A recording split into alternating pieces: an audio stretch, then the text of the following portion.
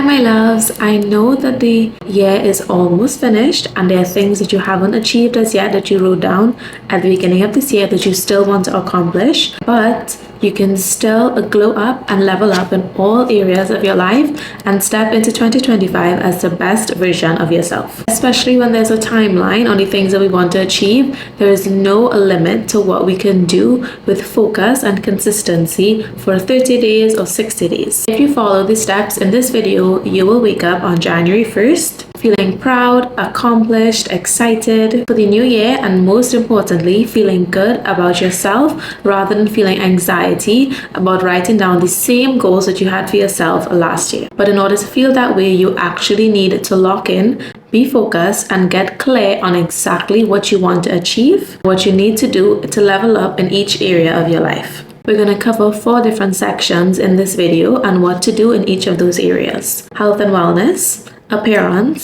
self-concept, and personal organization.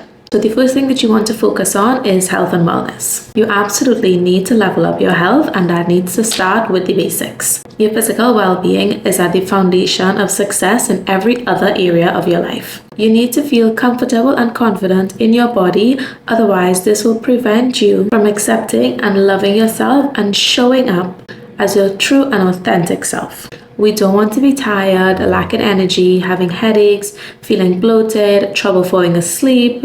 We also don't want to be hating our bodies, feeling insecure, trying to cover up all the time, and wishing that we looked better every single time we're getting ready to go somewhere. Instead, we want you to feel energized or well-rested, confident, secure, and magnetic. And that starts with doing the right things for your body. Number 1, you need to start working out 3 times a week consistently and with a plan. If you're someone who exercises right now, that's really good, but you need to identify what your goals are for your body and craft a fitness plan that addresses those specific goals. So when I first got started, I started doing Pilates, and I was doing Move with Nicole YouTube videos, and that worked really well for me. Within the first 6 months, I was able to lose 20 pounds or so, and I got down to what my goal weight was, but I still didn't have the appearance of my body that I wanted. I still felt kind of fluffy and skinny fat, and I continued to do Pilates and my hot girl walks for 18 months after that, a year and a half, and I didn't see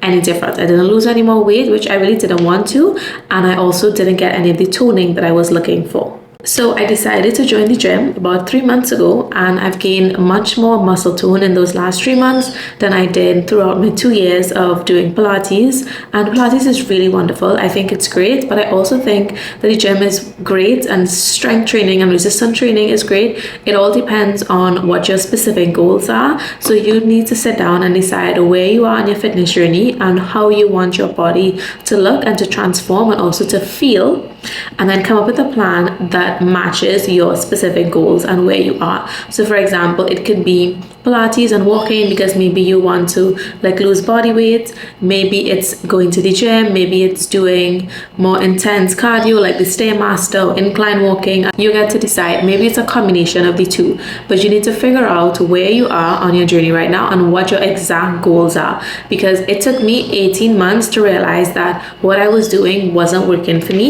I wanted to feel strong and I wanted to look like I was working out, and I didn't get that with what I was doing. Not that Pilates isn't good, but it just wasn't working for me at the time for what I wanted. And so when I made that change, it made a big difference. Number 2, you need to get 8+ hours of sleep, and I recommend that you set a bedtime alarm instead of a morning alarm. I just know that your sleeping habits suck right now. Sleep is the most important thing that we need for our physical and mental health. Setting a bedtime alarm ensures that you start winding down and also going to sleep at the right time. And it ensures that based on the time you have to wake up in the morning, that you're getting your 8 hours of sleep. If you still need to set a morning alarm, that is okay. Still go ahead and set it if you have to wake up at a specific time. But you also need to set a time at night for when you need to shut down all of your devices and start doing your unwinding routine, your relaxing nighttime routine. And then you need to set a time for when you're going to stop everything and just close your eyes and go to sleep. Whether you're going to play a meditation and go to sleep, which is what I do, or you're just going to fall asleep in your silence, in your dark, quiet, cold room, whatever it is, you need to set that bedtime alarm and ensure that you're getting your 8 hours of sleep. Quality and the right quantity of sleep is non-negotiable, and if you do this within 2 weeks, you will realize how much you are actually sleep deprived and how much more productive you are as you're well rested. Okay, number 3, we need to eat a protein-rich breakfast within an hour of waking up every single day. The best tip for cleaning up your diet on the whole is to start with savory breakfast that's high in protein early in the morning. A sweet breakfast, even if it's healthy like yogurt and granola or fruits or whatnot, will give you a high glucose spike in the morning and it will have you craving other sweet things throughout the day. High protein, at least 30 grams of protein, will keep you satiated and will also ensure that you crave other high proteinaceous foods and whole foods throughout your day. Also, you want to be tackling your hardest tasks on a morning, whether that is exercise, you're requiring something physical of your body, or whether that's cognitive, where you're trying to complete all of your important work tasks in the morning. Whatever it is for you, you're going to need food that is going to fuel you and give you the energy to be able to do whatever that task is, whether it's physical or cognitive. And you also want to eat as soon as you wake up as possible, because breaking that fast ensures that you are able to give a delay between when you have your last meal at night. It's much better to eat earlier in the day and allow your body to digest your food as you're moving through the day and using the calories that you're consuming. And towards the nighttime, when you're not doing anything, you're not eating. Also, if you focus on breakfast only, it won't feel like such a big change of trying to change your whole diet all at once. But just focusing on your breakfast only, you will find that if you eat a healthy breakfast, you're going to start making healthier choices throughout your day. And this is going to transform how your body looks and help with your glow up in general. Lastly, you want to be taking 10 to 20 minute walks after your meals for every single meal that you eat if possible.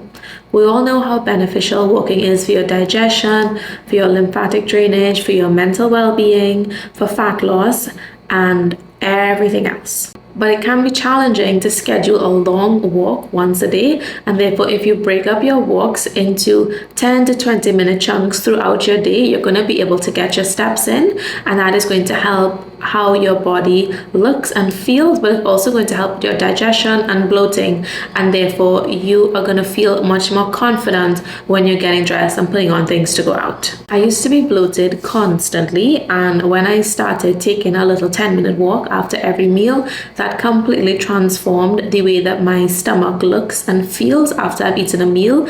Even if I ate a little bit of food, I would still get bloated if I just sat down and didn't do anything. So right now, I get up and try to take a walk, or I get up and put some clothes away in my room, or wash the dishes, or just do some kind of activity that just gets my body moving and just speeds up that metabolism and digestive process. Next is appearance. How you appear in this world greatly influences how others see you, but more so how you see yourself and your relationship to yourself. I know that you clicked on this video because you want to have a glow up, and therefore your appearance and how you show up in the world is vital. We need to reimagine who we want ourselves to be, how we want to show up, what we want to look like, and how we want to present ourselves. You need to create a Pinterest board for your aesthetic. I have one, it's called Aura Aesthetic because that's my name, and I have pinned all sorts of things about how I want my vibe to be, and I use that as inspiration to help me improve and make decisions on what I'm adding into my life and not. Make sure the inspirations that you pin applies to your immediate goals and your lifestyle that you want to have right now. If you want to be a mom in 5 years, then you shouldn't be pinning anything to do with outfits that you would wear as a mom, or like cute, fun kids things and such like that. If you want to that kind of thing, keep it separate, because this is for how you want to show up right now. Focus on your current glow up, what you currently have going on, what you want to wear to the gym or to whatever hobbies that you have, the kind of nails you want to do right now, if you're working, what you want to wear to work, what activities you do with your friends and what you want to wear to things like that, colors that you like, how you want your bedroom and your space to look, jewelry, hairstyles, anything like that. It just has to do with how you want your presentation to be and how you want your environment around you to be. And come up with a vision for how you want to look based on your unique features, your personality, and your body type. Figure out which jewelry color suits you best, what your skin tone is like, what kind of nails you want to have. Pick 3 words to describe your style and identify the colors and the silhouettes that you want to wear. I'll give you an example of mine. My hair is naturally a dark brown, but I wanted to increase my contrast level so that my eyes can pop a little bit more, so I decided to dye my hair black. It's a subtle difference, but especially in person when I'm also wearing black, I feel that it just looks different and much more put together. And I wear black a lot right now because when I'm going to tennis and I'm going to the gym, which is 3 and 2, 5 days a week, I'm wearing black most often, and I feel like it just goes really well together.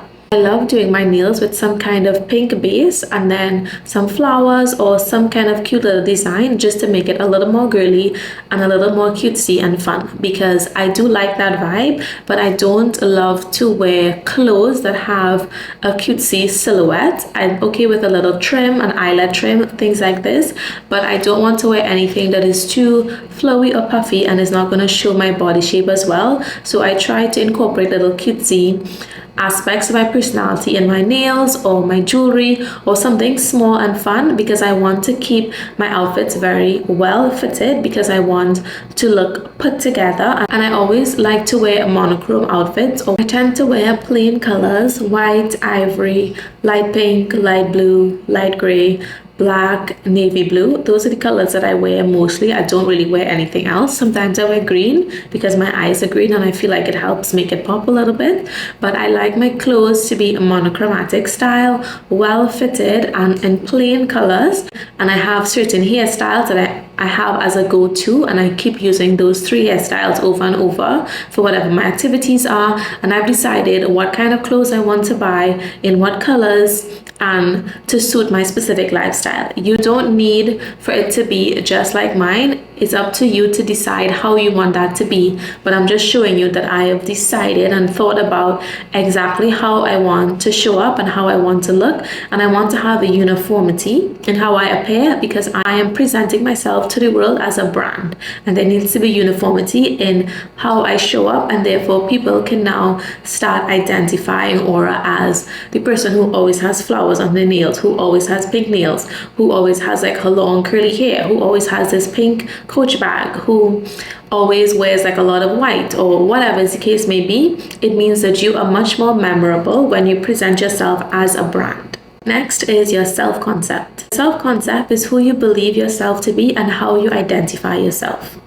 This is related to your appearance, like the section above, but on a deeper level, it is not just about how you appear, but it is who you are, your core beliefs about yourself, and how you feel about what you deserve. And this informs everything from what you manifest, how you attract things, what you decide is meaningful to you, how much effort you put into your goals that you set for yourself, how you interact with others, how you relate to yourself, and your general well-being. You cannot glow up without leveling up your self-concept. It is only a real glow up if it's internal and it starts from the inside out. You can look better, but you won't necessarily feel better if you aren't doing better in order to feel better and become better, like an actual better version of yourself. There's 2 things that we want to focus on here to improve your self-concept and your self-esteem. Number 1 is journaling, and number 2 is affirmations. For journaling,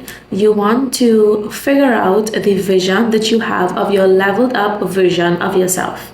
Figure out who you want to be, as well as ask yourself what is holding you back from becoming that version of yourself.